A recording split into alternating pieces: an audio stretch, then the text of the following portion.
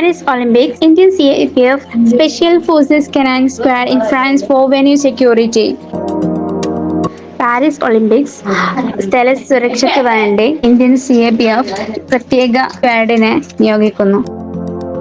The 10 Indian canine teams will undertake sniffing and patrolling duties at various venues that will hold events for the Paris Olympics. Paris ഒളിമ്പിക്സിന്റെ വ്യത്യസ്ത പരിപാടികൾ നടക്കുന്ന സ്ഥലങ്ങളിൽ പെട്രോളിങ്ങും മണം പിടിക്കലും നടത്താൻ വേണ്ടി ഇന്ത്യൻ കനൈൻ ടീംസ് 10ഓളം ടീംസിനെ അറേഞ്ച് ചെയ്തിരിക്കുന്നു. 10 specially trained Indian CAPF and 10 Special Commando Force dogs are in France to provide a counter-terrorist and anti-sabotage security cover to various venues of the Paris Olympics, later to open next week, official sources said on Wednesday.